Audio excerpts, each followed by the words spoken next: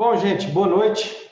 Vamos dar início aqui, então, à nossa aula sobre esquizofrenia, né? Tanto os desafios para a ciência do comportamento, quanto algumas possibilidades de intervenções, tá?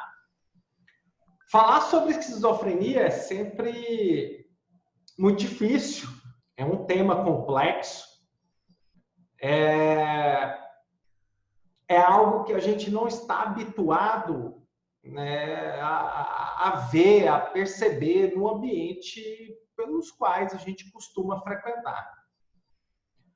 E o comportamento do esquizofrênico é um comportamento bizarro, né? E é um comportamento que, naturalmente, ao ser emitido, ele chama bastante atenção. E a convivência, né, com o esquizofrênico é bem difícil. As pessoas da família, elas ficam confusas, elas ficam aflitas diante de pessoas que apresentam um repertório comportamental que foge, né, de todos os padrões culturais que as pessoas estão inseridas. Né? Foge ali de todos os padrões que estão, de fato, estabelecidos aí pelas contingências sociais. A pessoa, ela demonstra uma indiferença emocional. A pessoa, né, com esquizofrenia, que apresenta esquizofrenia, ela demonstra uma indiferença emocional. É uma pessoa que negligencia comportamentos de autocuidado, né? Tem sérios problemas com a higienização. Não responde, né, costuma não responder ao ambiente socioverbal a qual ela está exposta ali. Né? Normalmente, são pessoas que se afastam dos amigos, são pessoas que não trabalham e parece ficar contente, né, diante de uma existência assim, meio que irresponsável. Uma existência também diferente com as pessoas e normalmente sem muitos objetivos. A pessoa com esquizofrenia, ela responde a um mundo irreal, a um mundo mágico, ou seja, um mundo idiosincrático, um mundo que só ela tem acesso, tá?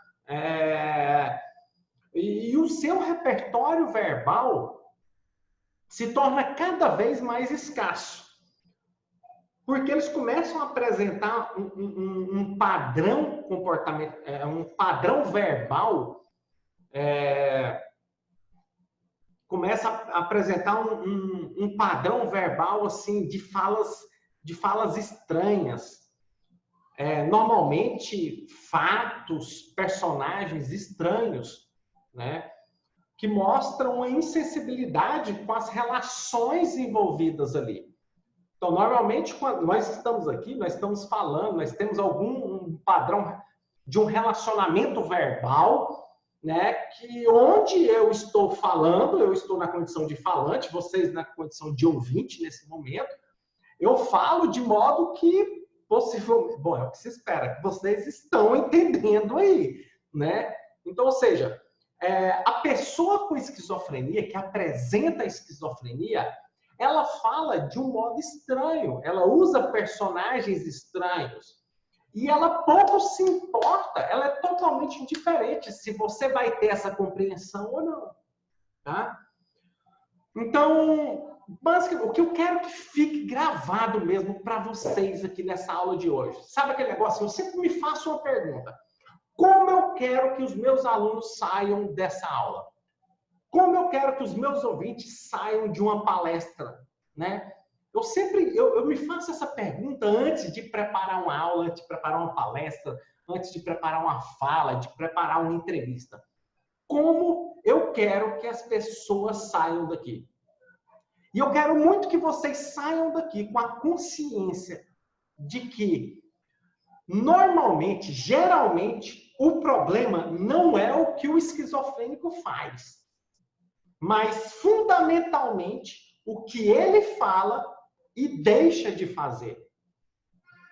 E é basicamente isso que eu quero compartilhar com vocês aqui nesse início, né, dessa aula, tá? Eu quero, deixa eu trazer os mostrar aqui os slides aqui para vocês.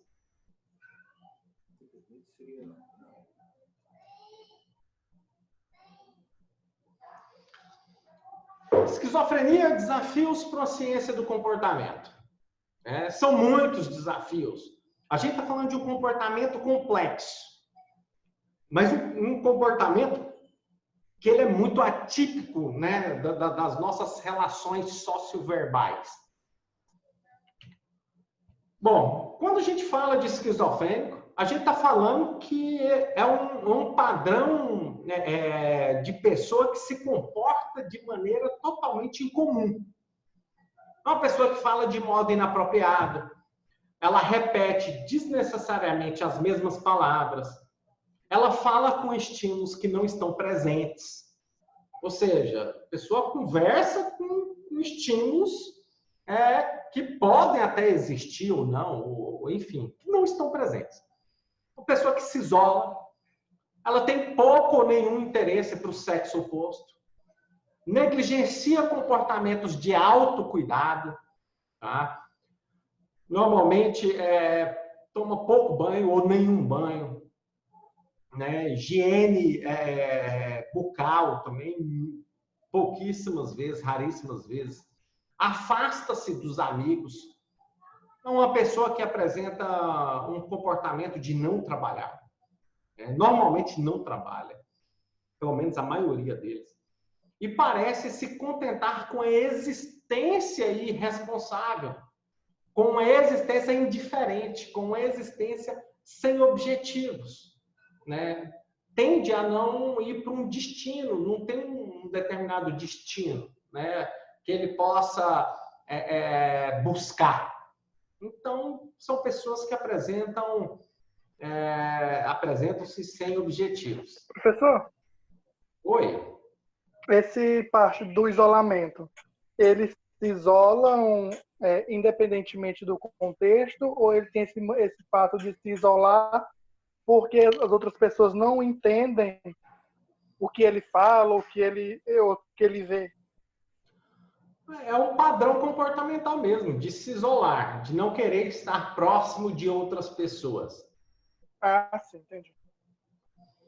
E essas pessoas, elas têm sido rotuladas como loucas, insanas, alienadas, severamente perturbadas, doentes mentais, possuidoras de transtorno mental, portadoras de um transtorno mental, psicóticas. São muitos rótulos, são muitos estigmas. Inclusive, a gente escuta muito falar assim, mas por que essa pessoa faz isso? Uai, porque ela é esquizofrênica. Por que ela é esquizofrênica? Uai, é porque ela faz isso, né? Então, assim, você fica naquela explicação cíclica, né, que você não sai do mesmo lugar. Pouco se sabe, poucas pessoas conseguem descrever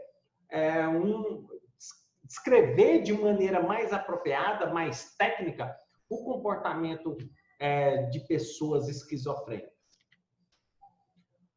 Então, assim, o que é psicose? Porque ele está dentro dos transtornos psicóticos, né? E o que é uma psicose? Psicose é uma infecção mental caracterizada por uma desintegração profunda da personalidade, do julgamento, do raciocínio e do comportamento. As psicoses são geralmente duráveis, mas podem comportar períodos de lucidez. Isso aqui foi retirado do dicionário médico, né? Com esse termo. Já a definição da APA é que o termo psicótico ele tem recebido historicamente diferentes definições e nenhuma conquistou uma aceitação universal. A gente já está diante de um determinado problema aqui. Porque a definição de psicótico ela é limitada a delírios e alucinações, ocorrendo aí na ausência de insights sobre uma natureza patológica. Já na esquizofrenia, o termo psicótico refere-se a delírios, quaisquer alucinações, discurso ou comportamento desorganizado ou catatônico. para quem tem que não conhece a catatonia, um comportamento catatônico, é aquele que geralmente fica parado mesmo. Catatônico, parado. Ok? Então, psicose é uma palavra, uma ideia, né, um construto aí, uma afecção mental utilizada para apontar, para designar, para falar aqueles que se comportam de modo incomum. É simplesmente para dizer sobre aqueles que saem fora desses padrões de normalidade, né, de uma cultura. Aqueles que falam de maneira incomum, se comportam de maneira incomum, agem de maneira incomum, pensam de maneira incomum. Né? Não característicos de uma situação na qual ele está, né, inserido. As declarações de algumas pessoas de que algumas pessoas são psicóticas, elas baseiam-se exclusivamente na autoridade do médico psiquiatra e não em qualquer descoberta da medicina.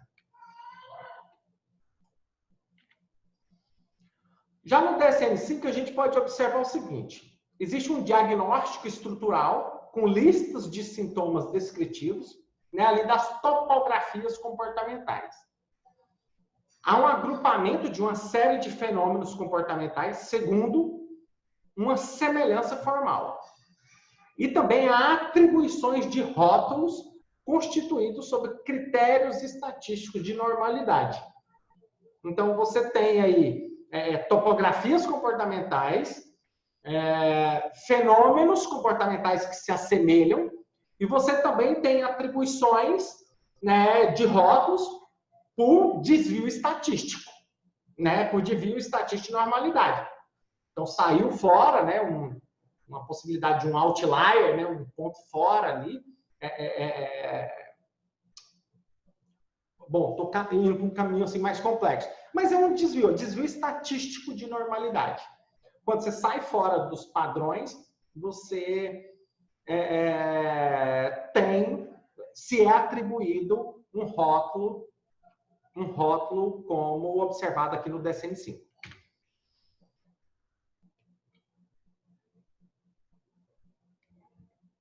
A etiologia... Professor, Oi. boa noite. Boa noite.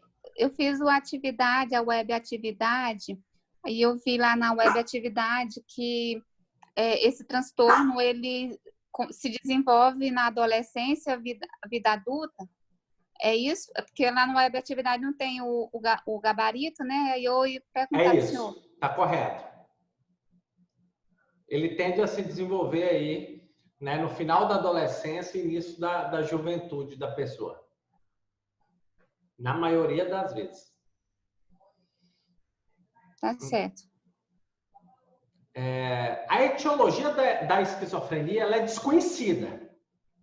Porém, agregam-se aos rótulos achados laboratoriais associados, cujo resultado diagnóstico ainda não foram identificados. Essa forma tradicional e estrutural de diagnóstico, ela pode ser questionada. Uma coisa que eu quero que vocês saibam daqui é sabendo problematizar o negócio também.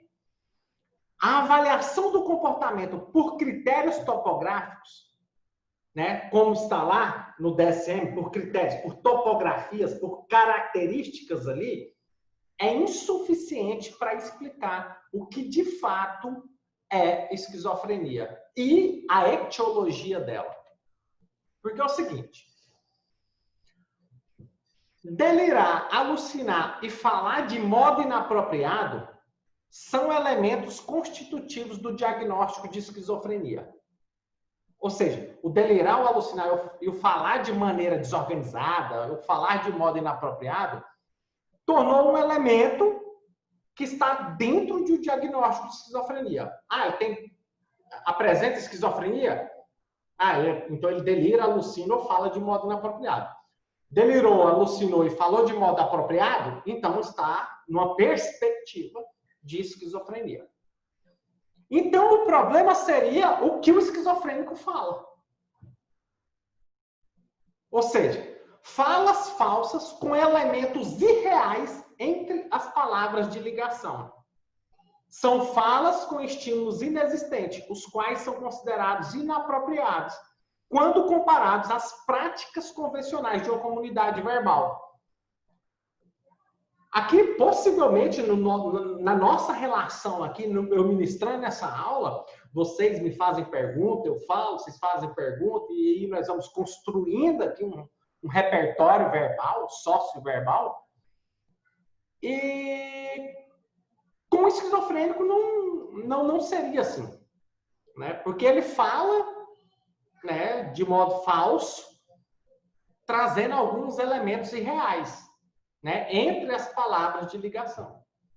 Ou então ele também fala com estímulos inexistentes. Porém, delirar ou alucinar, esse tipo de comportamento verbal, vocal, não é propriedade ou atributo do esquizofrênico. Olha só que interessante. Delirar e alucinar não são coisas nem objetos e tampouco sintoma de um transtorno mental. Não é algo que o esquizofrênico possua. Para fechar isso aqui e trazer mais clareza para vocês, delirar e alucinar ocorrem em ambientes verbais e não são propriedades ou atributo de uma mente imaterial. Tem que ficar claro para todo mundo que uma pessoa esquizofrênica, ela não tem uma mente imaterial, ela não tem uma disfunção orgânica. Porque os achados laboratoriais ainda encontram-se desconhecidos. O delirar e alucinar ocorre em ambientes verbais. Onde tem um falante e um ouvinte, há possibilidade de delirar e alucinar. Querem ver? Agora, nesse momento, não pensem num gato preto. O que aconteceu? O gato preto. Pensar no gato preto. Agora eu vou falar para vocês o seguinte. A gente está num ambiente verbal, onde tem falante e tem ouvinte. Agora eu vou dizer para vocês o seguinte. Não pensem num cachorrinho rosa de gravata amarela.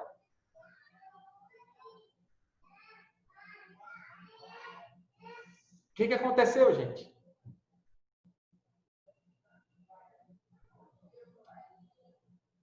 Cachorro rosa de gravata amarela. Aposto como ele era de pequeno porte. Um pinche. Não é verdade? Mas existe cachorro rosa de gravata amarela? Então você viu na ausência da coisa vista. Você basicamente alucinou. O objeto era irreal. Mas você conseguiu enxergar ele. Tá vendo? O alucinar, que é o ver, né, na ausência de coisa vista, escutar na ausência da coisa falada, ocorre em ambientes verbais. Não é atributo somente do esquizofrênico. Eu tenho esquizofrenia, eu alucino, eu deliro. Eu falo de modo inapropriado. Ué, a gente está vendo aí, cara. A gente já está basicamente com os 3 últimos presidentes nossos.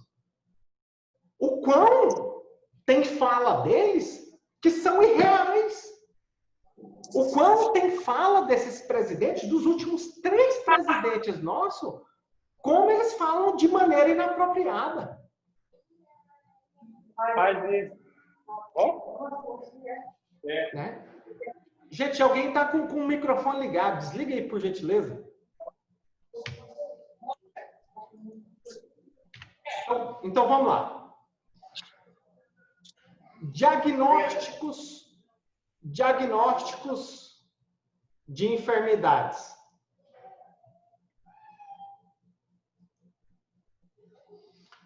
Olha só que interessante isso aqui, ó. A medicina, ela baseia-se no modelo funcional com referências a um padrão empregado de causalidade, de diagnóstico e de tratamento. Por exemplo, a meningite. Etiologia da meningite: infecção bacteriana das meninges. Sintomas: febre alta, vômito, coma e etc. Qual o tratamento? Antibiótico. Esse modelo, né, de diagnóstico das enfermidades, ele tem ampla aceitação por permitir o correto diagnóstico do processo da doença e predizer um tratamento efetivo. Agora vamos trazer essa mesma ótica para aquilo que dizem que é uma doença, né, enfim, vamos lá. Diagnóstico da esquizofrenia. Estendendo o mesmo modelo para avaliação e tratamento da esquizofrenia, os resultados têm falhado em apresentar uma resposta satisfatória para a pessoa e para a sua família. Etiologia: desconhecida. Apela-se para as múltiplas causas. Sintoma: categorias comportamentais sobrepostas como delirar, alucinar ou comportar-se de modo desorganizado. Tratamento: recorre-se aos fármacos, a eletrochoques, psicocirurgias, punições e até mesmo orações ou paz. Professor, Oi. quando você fala sobre etiologia desconhecida, né? E aí ele se apela-se a múltiplas causas. Então quer dizer, não sei se eu entendi errado, a esquizofrenia, então ela tem alguma área afetada especificamente no cérebro ou não? Cara, ainda não se sabe, é desconhecido, mas tem muitas explicações, Igor, que traz que a causa é no cérebro. Sim. Só que a gente não pode imputar ao cérebro a causa daquilo que as pessoas Algo fazem. determinista, né? Porque o cérebro, por si só, ele não faz nada. Quem faz é a pessoa. O cérebro é parte da pessoa. E essa pessoa está imersa, né, a um contexto, ela está imersa a uma história de vida, ela está imersa, né, a uma cultura. Então, tem muitas circunstâncias que a gente precisa analisar. Né? A gente não pode imputar somente ao cérebro. Quando eu falo que ocorre a esquizofrenia, que a pessoa tem um delírio, né? E conversa com coisas imateriais que não estão ali, eu falo que ocorre em locais que há possível verbalização, né? Isso. Há um locutor e um ouvinte. Independente de se tem gente ou não no espaço, por exemplo, numa casa, né? Eu tiro, por exemplo, em TTP, em técnicas de entrevistas, em TEP, né? A gente faz os acolhimentos e tal, e aí fizeram um acolhimento com um menino que tinha esquizofrenia, e aí fizeram o relato lá na roda que a gente fazia depois do atendimento, que ele tinha costume de brincar com um pano branco, que ficava andando pela casa, brincando e conversando com esse pano branco. E geralmente era dentro do quarto dele. E aí, então, há essa ocorrência porque há alguém ali ao redor para ver isso? Olha, é muito boa a sua pergunta. É muito boa. E realmente ela foi diagnosticada com esquizofrenia ou com amigo imaginário? Sim, foi esquizofrenia, fazia acompanhamentos com remédios, só que ele não estava tomando os remédios. Tinha parado, acho que uns 3 meses de utilização dos remédios. E foi diagnosticado de esquizofrenia por quem? Veio com laudo, se não me engano, veio com laudo. Acho que veio com laudo do psiquiatra que ela levou. Bom. É tanto que ele praticamente não concluiu o atendimento. Eu não sei se o senhor ficou sabendo que saiu a notícia. Tá gravado, viu? Cuidado. 3 anos depois, acho que foi uns 3 anos saiu a notícia, não sei se ficou sabendo de um jovem que foi assassinado dentro de uma igreja aí em Palmas. Sim. Foi esse rapaz. Ah, sim. Fiquei sabendo mesmo. Mas falaram que era um outro transtorno, né? Bom, eu não me recordo, mas eu fiquei sabendo, sim, desse falecimento desse rapaz, que ele tinha transtorno mental. Mas eu não ficou claro que era uma pessoa com esquizofrenia, não. Chegou lá na clínica, lá as meninas atenderam com esquizofrenia mesmo. Parece que veio com lá papel e tudo, dizendo que era esquizofrenia. Ó, deixa eu te falar. Se na época ele era uma criança, possivelmente criança não fica sozinha em casa, né? Mais adiante eu vou apresentar para vocês dados de o quão a atenção social ela é extremamente poderosa para aumentar a frequência do delirar e do alucinar. E que nas condições que especialmente foram desenvolvidas lá pela professora Ilma Brito, coloca-se uma pessoa que foi diagnosticada com esquizofrenia em várias condições. E uma delas é a condição de atenção social, e uma outra condição é chamada condição sozinho, né? No qual a pessoa com esquizofrenia, que apresenta esquizofrenia, ela fica sozinha. E a câmera fica ligada. E todas as pessoas, né, todas as pessoas que apresentam esquizofrenia, que estavam, né, nesses padrões diante dessas etapas da pesquisa, elas não apresentaram alucinação e delírio quando elas estavam sozinhas. Agora, em todas as outras condições, elas apresentavam. O que isso é bem peculiar, eu já vou adiantar pela tua provocação aí, né? Da pergunta aí, eu já vou antecipar aqui as pesquisas. É muito interessante o seguinte: quando você pega esse padrão de pesquisa que é realizado ali e coloca outros transtornos, por exemplo, pessoas com comportamento autolesivo, quando ela é colocada na condição sozinha, ela fica se autolesionando, ela fica mordendo o canto da boca, ela fica se beliscando, puxando o cabelo, né? Então, assim, ela continua a automutilação, o comportamento autolesivo. Quando coloca uma pessoa, por exemplo, foi colocado já uma pessoa com bipolaridade, quando ela estava sozinha, ela ficou dançando, sabe? Ela não ficou... Ela apresentou o comportamento típico, né, da história dela ali, da experiência dela. No comportamento autolesivo também. Com o autista, né, colocando sozinho, em algumas circunstâncias, teve que colocar um capacete nele, porque ele chegava e batia a cabeça na parede. Ele sozinho, ele emitia o mesmo comportamento. Agora, com o esquizofrênico, não foi isso que aconteceu. Porque quando ele estava sozinho, o que de fato acontecia é que ele não alucinava, não delirava. Que, de fato, é um padrão, um comportamento típico de quem apresenta esquizofrenia. E também não apresentava discurso desorganizado. Ficava parado. Então, isso está tudo filmado. Sabe, assim, foram inúmeras pesquisas, dezenas de pesquisas, né, que apresentam os mesmos resultados semelhantes em todas elas. Quando o esquizofrênico está sozinho, ele não apresenta o delirar, o alucinar. Tá? Esses resultados aí, o que é interessante é que traz uma outra forma da gente olhar para a esquizofrenia, viu?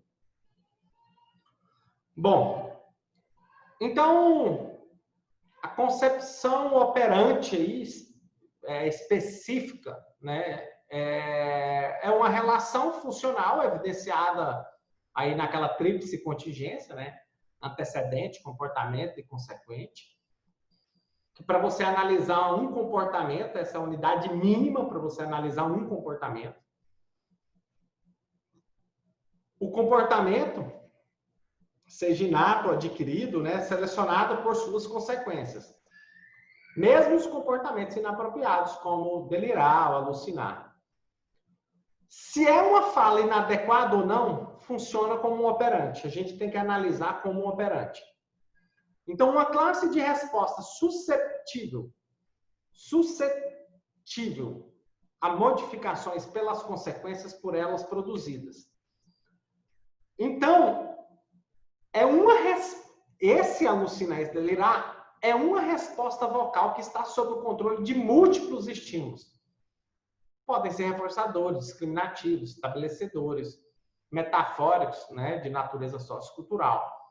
Mas o comportamento verbal pode estar sob o controle de variáveis diferentes e não obedece qualquer regra do tipo uma resposta, um estímulo. Emitir palavras aqui é comportar-se, é estar sob o controle de diferentes relações ambientais. Então, quando a gente verbaliza, a gente emite palavras, nós estamos nos comportando. E quando a gente se comporta, a gente está sob o controle de diferentes relações ambientais. E quando um esquizofrênico ele emite palavras, ele comporta-se. Ou seja, o delirar e o alucinar ocorrem em ambientes verbais. Então, a gente deve estudar, né, a função desse tipo de verbalização, especialmente essas de pessoas com esquizofrenia, uma vez que, quando o esquizofrênico alucina, ele se comporta como se visse ou ouvisse estímulos que não estão presentes. Então, a gente precisa olhar isso como um comportamento. Tá? A gente vai olhar para o alucinar e para o delirar como um padrão de comportamento, e um padrão de comportamento verbal. Não como algo imaterial, é da mente dele, é do cérebro dele, mas como um comportamento. Porque ele está vendo ou ouvindo na ausência desses estímulos. Assim como vocês alucinaram aí agora, né? Vendo um cachorrinho rosa de gravata amarela. Inclusive, a partir de hoje que eu dei esse estímulo para vocês, vocês já podem até sonhar, sabia? Com um cachorrinho rosa de gravata amarela. Porque já faz parte do repertório verbal de vocês. Então, como que a gente pode fazer determinadas intervenções? Porque o comportamento do esquizofrênico, ele tem se mostrado sensível às contingências. Quando a gente analisa ele funcionalmente via procedimentos de modelagem, via procedimentos de reforço positivo, de extinção, de esmaecimento, né, e etc. Por meio das intervenções comportamentais, foca-se a redução de comportamentos inapropriados, além de promover o ensino sistemático de comportamentos mais simples, até aqueles que são mais complexos. Aqui eu trouxe para vocês alguns estudos, né, para apontar para vocês que a gente precisa olhar para o comportamento, o delirar, o alucinar, o falar de maneira inapropriada, o falar apropriado. A gente precisa olhar para isso como um comportamento. Tá?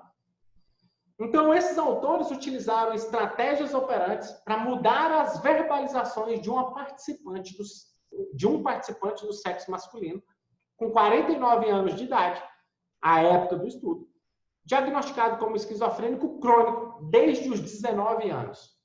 Aí a pergunta lá da Lucilene é quando que aparece, né, a esquizofrenia? Nesse caso específico foi o surgimento, né, a partir dos 18, 19 anos de idade. Uma pessoa com segundo grau completo, residia com o pai, foi aposentado com diagnóstico de esquizofrenia crônica e internado em diferentes instituições psiquiátricas. Ele usava os medicamentos Nelsine, Risperidona e Rivotril. O ambiente que foi coletado os dados foi que a sala ela tinha 3 cadeiras, uma mesa, uma poltrona, escrivania, computador, tapete. Tinham esses materiais aí, né? como foi feito os procedimentos?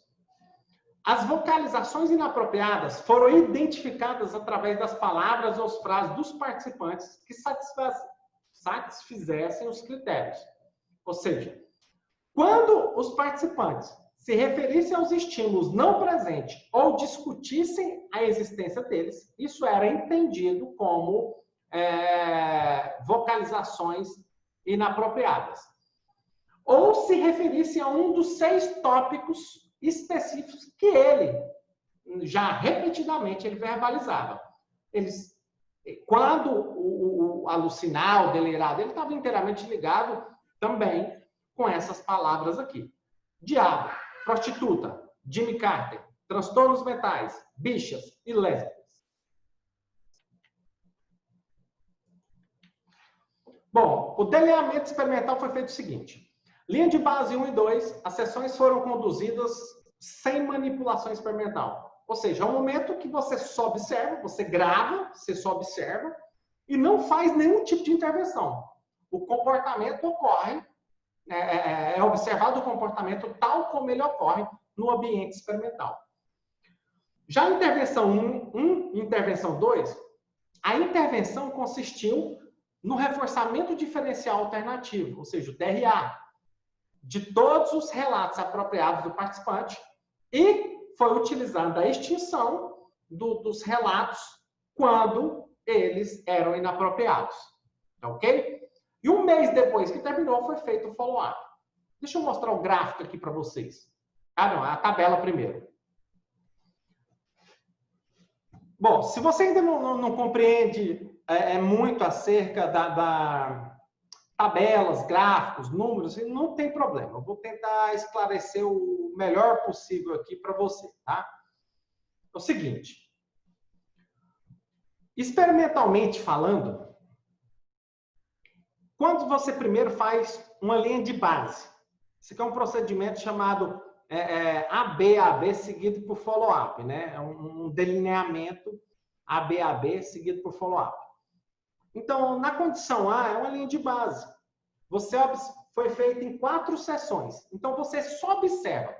A pessoa está junto contigo naquela sala, naquele ambiente, e você registra as falas apropriadas. Os pesquisadores registraram aqui fala apropriada e fala inapropriada.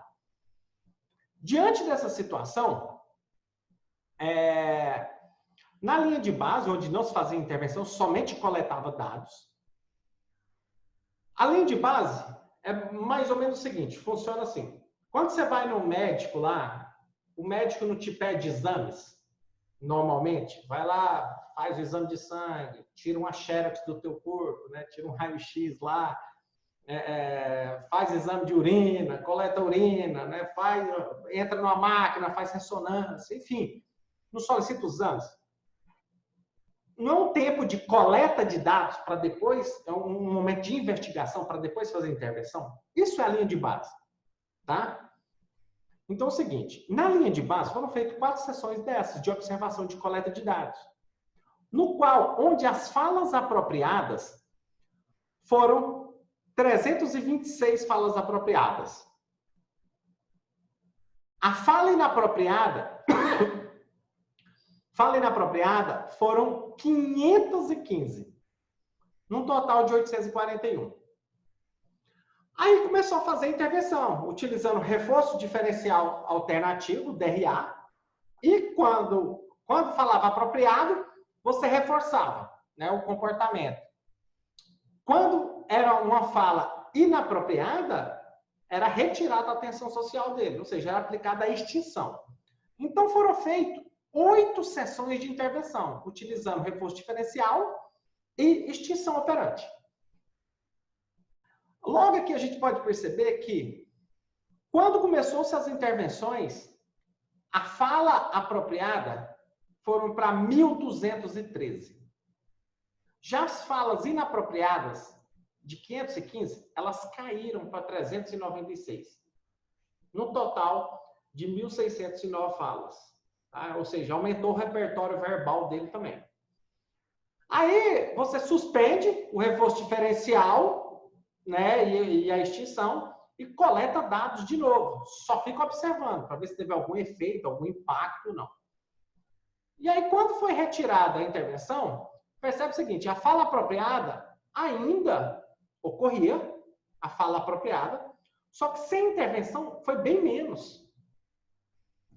E a fala inapropriada também ocorreu, e de fato, a fala inapropriada teve uma diminuição, depois que teve a intervenção aqui. Logo, ele também se verbalizou bem menos, 609. Quando termina essa sessão aqui, você faz uma intervenção novamente. Isso em pessoas com esquizofrenia.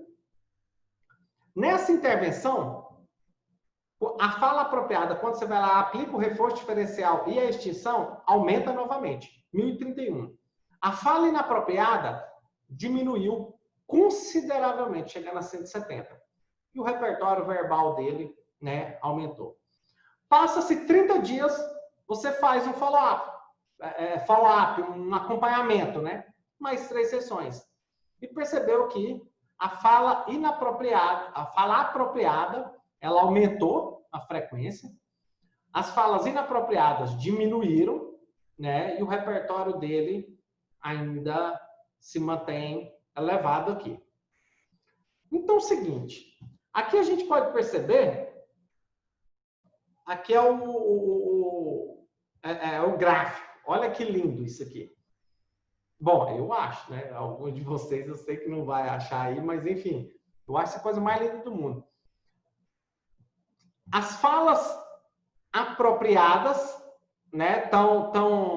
As falas apropriadas são essas tracejadas aqui. E a linha contínua é a fala inapropriada. Ou seja, quando você está aqui, ó, na fase de intervenção 1, na hora que você começa a aplicar reforço diferencial para fala apropriada, extinção para fala inapropriada, olha só que interessante. Como o esquizofrênico ele passa a se comportar?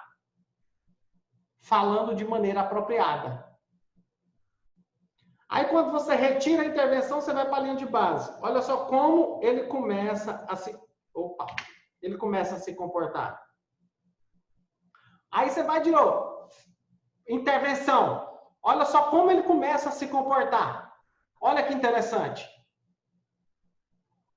E inapropriadamente.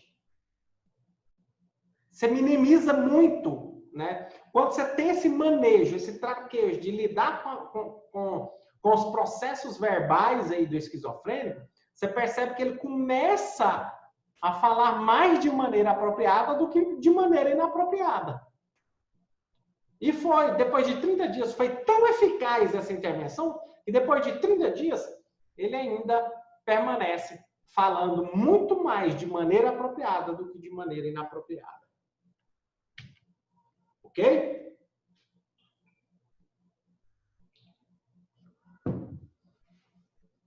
Bom, deixa eu trazer outros estudos aqui. Bom, esses resultados permitem afirmar, né, que essas pessoas podem aprender uma variedade de falas apropriadas quando expostas a um programa de interação com o ambiente. As falas inapropriadas, elas devem ser entendidas como comportamento verbal, não como uma mente material, um problema que o esquizofrênico tenha. O comportamento verbal, ele é mantido pela mediação de outras pessoas. Ficou muito claro como esse comportamento verbal, ele é mediado, ele é mantido, né, por outras pessoas. As falas psicóticas como operantes verbais funcionam também de acordo com os princípios de reforçamento e distinção. Ou seja, o nosso comportamento verbal, o comportamento verbal de pessoas que apresentam esquizofrenia são muito sensíveis a essas contingências de reforço positivo e distinção. Tá? Então, o comportamento do esquizofrênico, como qualquer outro comportamento, ele pode ser produzido e controlado pelas alterações das condições que ocorrem. Então, nós podemos, como psicólogos, como terapeutas, ajudar essas pessoas, né, a produzir, a controlar né, alterações dessas condições pelas quais eles estão inseridas. Beleza? Bom, trazer aqui uma outra pesquisa. Essa aqui é da professora Elaine Miranda. Ela investigou os comportamentos de uma participante esquizofrênica que residia em uma instituição psiquiátrica, né, conveniada com o SUS. Para a definição do comportamento, foram realizados registros em vídeo em lugares e momentos distintos. Observações diretas do material registrado em vídeo proporcionaram informações importantes, né? Por exemplo, teve registro de comportamentos problemas, suas durações, funções observadas para obter algo ou evitar alguma atividade. Foi feita uma entrevista de avaliação comportamental, né? No qual está aqui os dados aí dessa entrevista, maneira que você pode coletar horário, ambiente, pessoas, atividade, aquilo que tem maior probabilidade de ocorrer, menor probabilidade de ocorrer. Aqui ainda dados, né, de formulário de observação, enfim. Deixa eu ir direto aqui na intervenção. O objetivo de uma intervenção em uma pessoa que apresenta esquizofrenia é aumentar a probabilidade de comportamentos requeridos que possibilitaria a melhor adequação dos participantes ao seu ambiente institucional. E também intervir nos comportamentos problema, tornando-os irrelevantes. Então, esse foi o intuito, né, de intervir nas pessoas com esquizofrenia. Que, nesse caso específico, ela estava institucionalizada, né? A participante do sexo feminino, solteira, 57 anos, né, de idade, foram estupradas aos 18 anos de idade. Isso é um dado muito interessante, sabe? Assim, a maioria das pessoas que a gente já coletou dados com esquizofrenia, no histórico delas, tem, né, casos de estupro, sabe? Muitas pessoas. Inclusive, tem alguns relatos, né, de pessoas que contam aí nos seus livros, em alguns artigos publicados aí na internet, pessoas que apresentavam esquizofrenia, que elas contam isso da sua história de vida também. Inclusive, no portal Encena, né, que é aqui da nossa universidade, tem alguns artigos que foram publicados por uma pessoa que apresentava esquizofrenia, que ela traz esse contexto, né? Que na época aí da criação de Palmas, não sei o quê, enfim, ela foi estuprada por pessoas que estavam na construção aqui da cidade, tá? Alguma coisa nesse sentido. Se eu não falei exatamente como foi, eu passei bem perto, tá? E já faz algum tempo que eu li o caso dela. Bom, ela tomava essa quantidade gigantesca de medicamentos, né? Dantal, Rivotril, Aldol, Amplitil, Ropinol, Carnabol, Anetanzol, enfim. Apesar de não constar no prontuário ali da participante, havia rumores de ter a mesma, anos atrás, ela está ali, a época desse estudo, ela cometido, né, um homicídio. Bom, oi. Você falou aí que alguns casos de esquizofrenia tem, não sei se eu entendi direito, no histórico encontra-se algum tipo de abuso, né? Uhum. A esquizofrenia, ela pode ser desenvolvida a partir de algum trauma? Eu acho muito difícil a gente falar isso, sabe? Que ela pode ser desenvolvida, o trauma é a gênese, né? Sim. Isso é um dado que a gente tem encontrado em muitas pesquisas. Eu não consigo te afirmar isso, sabe? Não consigo, de verdade. Eu não tenho nem propriedade também para falar que a gênese é a partir de um trauma, sabe? Mas o que a gente tem encontrado é que isso é algo comum na história, né, da maioria deles. Tem um processo de estupro, de abuso aí que foi bem relevante, né? Todo estupro é extremamente relevante, né? Impacta demais a vida das pessoas. É algo semelhante em diversos casos, mas não se pode afirmar que surgiu a partir dele, né? Perfeito, isso aí. Eu prefiro, né, seguir esse raciocínio aí, tá? Professor, só uma perguntinha, uma dúvida, né? Uma vez que a pessoa desenvolve a esquizofrenia, é possível lá na frente ele reverter o quadro e voltar ao estado normal? Ou a pessoa ele fica pelejando aí com esse problema aí pro resto da vida? Olha, a gente não vai parar de alucinar e delirar nunca. Eu não acredito nisso, sabe? Mas a gente aprende a lidar com essas coisas, né? O ser humano tem a habilidade de aprender a lidar com isso. A gente pode ver vários casos que pessoas conseguem viver com isso. Aquele filme Uma Mente Brilhante, que é do John Nash, inclusive eu sugiro todos vocês assistirem. A professora Ilma, né, que é minha orientadora também, ela faz uma análise daquele filme que é espetacular, né?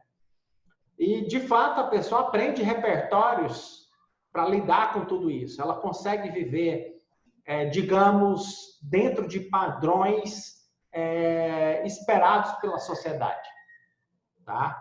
Consegue. Se, claro, né, ela aprendeu os repertórios que ela precisa. Só que é o seguinte, a maioria das pessoas não tem um tratamento adequado, não tem um tratamento suficientemente bom, né? As pessoas normalmente... Porque é muito difícil você viver com uma pessoa esquizofrênica. Normalmente elas são abandonadas, elas se isolam e elas ficam marginalizadas, elas ficam à margem da sociedade. Então, assim, eu posso te dizer que é possível elas conviverem, né? Elas se comportarem de maneira esperada, né? Nesse ambiente socioverbal, porque alguns já conseguiram, né? Alguns já conseguiram. Então, é possível. Tá? Não, tem coisa que é possível, mas a gente não pode olhar para isso com facilidade. Tem coisa que é possível que ainda é extremamente complexo. Tá?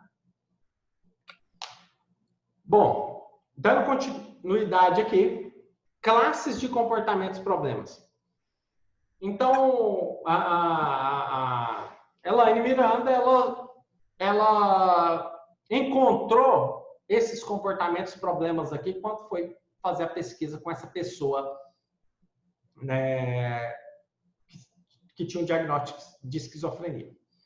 Ela recusava-se a participar de qualquer atividade, não interagia e nem olhava nos olhos das pessoas. Ela permanecia grande parte do dia sentada num banco do pátio, mantendo um velho cobertor enrolado na cabeça. Ela isolava-se dos demais internos. Ela urinava e defecava no pátio. Ela dormia sozinha no seu leito por precaução, né, para não agredir as outras pacientes. Ela bebia água do vaso sanitário ou da torneira do banheiro, sem uso de qualquer vasilhame. Quais foram os reforçadores encontrados, né, para você trabalhar ali na pesquisa, na intervenção? Foi apresentada uma lista de comestíveis para identificar os potenciais reforçadores e foi estabelecido um escalonamento hierárquico, né, entre os diferentes reforçadores utilizados, quer de natureza comestível, quer de natureza social. E aí foi feito o mesmo delineamento, né, linha de base 1 e 2, com ausência de reforçadores. E intervenção 1 e 2 utilizou esse já foi diferente, utilizou modelagem e reforçamento. E depois de 30 dias foi feito um follow-up, um acompanhamento. E classe de comportamento a sofrer intervenção. Qual foi a classe de comportamento que sofreu intervenção? Ela sozinha sentada num banco do pátio, cabisbaixa e enrolada num cobertor, num velho cobertor. Então, basicamente, ela se comportava de maneira bem bizarra, né? E aí, esse foi um dos comportamentos que sofreu intervenção. A pesquisadora instruiu a participante a se aproximar de uma pessoa e interagir com ela. Se a participante olhasse ou falasse com a pessoa, mesmo por alguns segundos, o número de intervalos em que ocorria a resposta era anotado na folha de registro. Se a participante não se aproximasse, seu comportamento também seria registrado. Na emissão dos comportamentos, aproximar ou não aproximar da pessoa que foi instruída ali pela terapeuta, os comportamentos da participante não eram reforçados na linha de base. Já na intervenção, utilizando os procedimentos de modelagem e reforçamento positivo. Na primeira sessão, né, desta fase, a pesquisadora pedia à participante para aproximar-se de alguém. Se a participante olhasse para a pessoa indicada, este comportamento ia ser reforçado.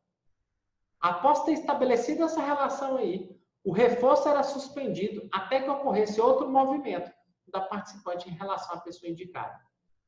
Após esse estabelecimento da relação entre os movimentos da participante e a obtenção dos comestíveis, a pesquisadora suspendeu os reforçadores até que a participante emitisse um som vocal com a pessoa.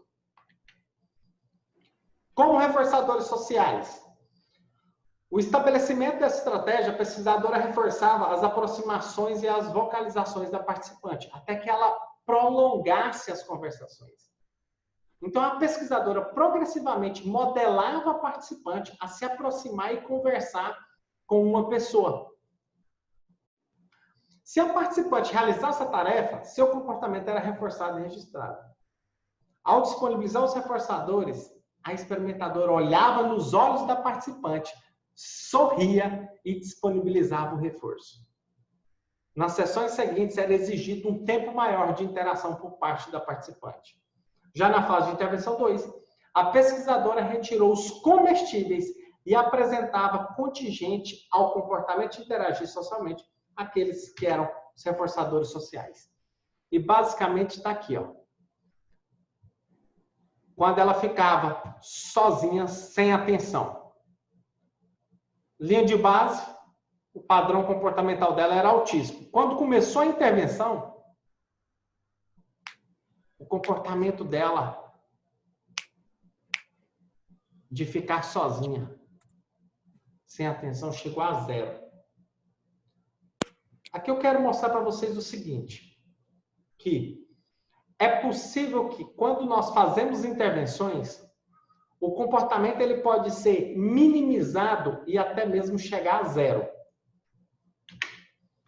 Já os comportamentos, quando estão sem intervenção, eles apresentam um número mais elevado daquilo que a gente chama de comportamento inapropriado, né? O comportamento problema. Quando você intervém de novo, o comportamento ele é minimizado. E quando passa 30 dias, você percebe, olha o padrão de comportamento como era, e 30 dias depois de todas essas intervenções, ele diminuiu drasticamente. E é isso que vocês, assim, um foco que vocês possam ter. Bom, eu tenho muitos dados aqui, eu quero trazer aqui para vocês mais um. Aqui, tá? Para a gente fechar, tá? Deixa eu trazer mais esse caso aqui, mais esses dados, e aí a gente fecha, que nós basicamente estamos já aí com 1h16 de aula, né? Esse participante do sexo masculino, 34 anos, solteiro, não trabalhava e residia com a mãe. A mãe relatou que o filho foi espancado e estuprado aos 19 anos e falava inapropriadamente. Aqui, ó, mais uma situação, né? Foi estuprado, né, aos 19 anos e falava inapropriadamente. Em função disso, foi internado 4 vezes em instituições psiquiátricas, sendo a primeira aos 21 anos, ocasião em que recebeu o diagnóstico de esquizofrenia do tipo paranoide. O participante recebia tratamento no CAPS e fazia uso diário de haloperidol, Fernegan, risperidona, Neosine e diazepam. Bom, aqui é o ambiente, né, uma sala experimental, né, tendo mesas e cadeiras aí, no qual alguns instrumentos foram utilizados aí para a intervenção. E o procedimento a ser feito. Olha só que interessante. Colocou essa pessoa, esse participante, né, diagnosticado com esquizofrenia, em várias condições. A primeira delas foi a condição de atenção. Nessa condição, a pesquisadora respondia às falas inapropriadas do participante durante mais ou menos 10 segundos de atenção social. Ou seja, a pessoa falava lá como aquele anteriormente, falava assim, diabo, Jimmy Carter, né? Quando falava de maneira inapropriada, a pesquisadora inclinava seu corpo em sua direção, mantinha com ele o contato ocular e falava: você deveria falar de maneira diferente. Dava esse feedback para ele. Tá? Quando se comportava, tinha uma fala inapropriada, a pesquisadora olhava nos olhos dele, projetava aqui para frente e dizia: você deveria falar de maneira diferente. Tá. Uma outra condição que ele foi colocado, essa pessoa com esquizofrenia foi colocada, chama-se condição de demanda. Nessa condição, a pesquisadora disponibilizou material para pintura e instruiu o participante a pintar. Se houvesse recusa, a pesquisadora pegava a sua mão direita para ajudá-la a cumprir a tarefa. A cada ocorrência da fala inapropriada, produzia até 10 segundos de esquiva da tarefa. Ou seja, a pesquisadora colocava a mão em cima da mão dela e tentava, ali junto com ele, fazer a tarefa, que foi disponibilizada pela pesquisadora, né? Que era uma pintura. E aí, se ele falasse de maneira inapropriada, né? É Napoleão Bonaparte, é meu amigo, né? Jimmy Carter, diabo, enfim, não lembro mais as outras palavras lá. E falasse de maneira inapropriada, era retirado 10 segundos, né, de esquiva da tarefa. E aí retomava novamente. Condição de demanda. Uma outra condição foi chamada de condição de atenção não contingente. Nessa condição, a pesquisadora disponibilizou livros, revistas e jornais em cima da mesa. Deixou lá, livre ali para ele, em cima da mesa. Sentou-se na cadeira, né? Deixa eu pegar minha agenda aqui. Ela sentou-se na cadeira em frente do participante, pegou um dos livros que estava ali em cima da mesa, né? Ali, pegou um dos livros, sentado ali à frente, e de 30 em 30 segundos, durante toda a sessão, apresentava uma atenção não contingente na forma de uma sentença extraída de uma lista de 12 frases, que foi previamente elaborada. Por exemplo, estava aqui, de 30 em 30 segundos, ela pegou aqui, a pessoa que apresentava esquizofrenia estava ali do outro lado da mesa, e à medida que ela estava aqui, de 30 em 30 segundos, ela falava, independentemente do que ele estava conversando ou não, ela falava, o dia está chuvoso. E voltava a atenção aqui. 30 segundos de novo. A praça vai ficar pronta logo. Voltava. O Flamengo é o melhor time do mundo.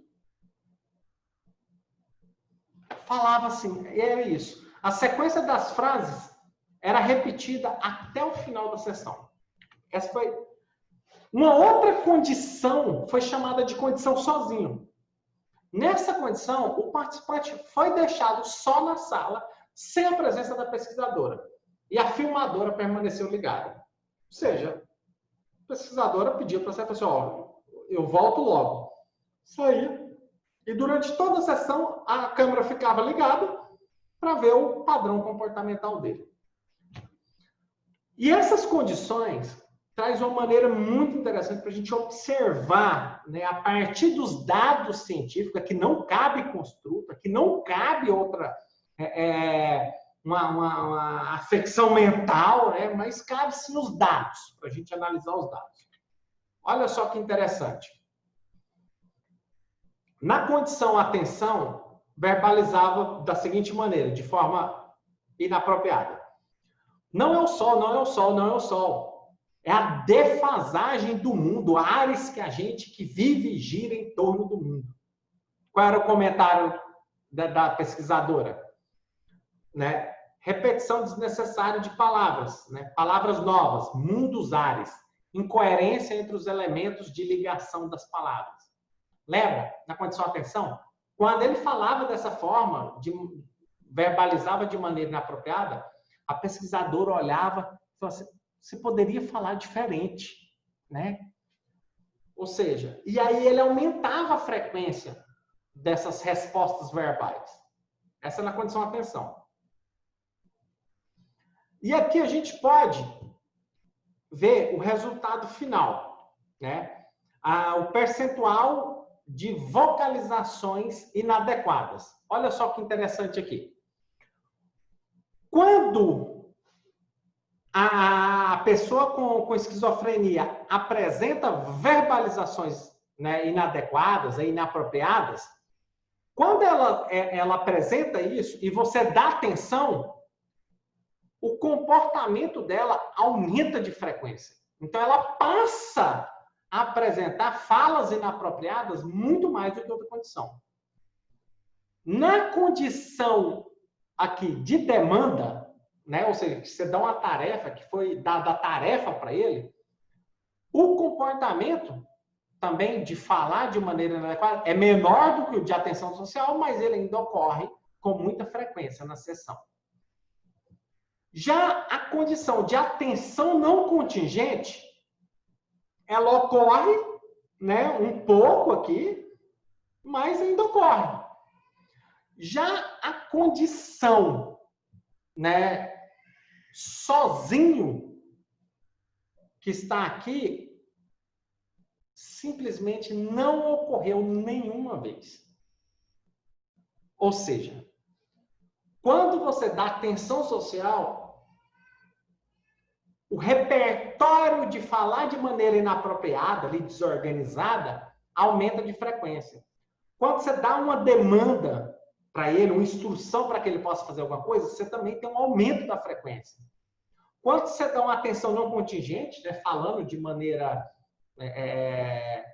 não contingente a situação, de 30 em 30 segundos, você emite um verbal, você emite uma verbalização, que não tem muito a ver com o diálogo, com o repertório verbal social ali, né? Ele também aumenta, apresenta vocalizações inadequadas. Agora, quando ele ficou sozinho, ele não apresentou. Bom, ele não apresentou. E é diante disso que eu quero fechar aqui com vocês agora, né?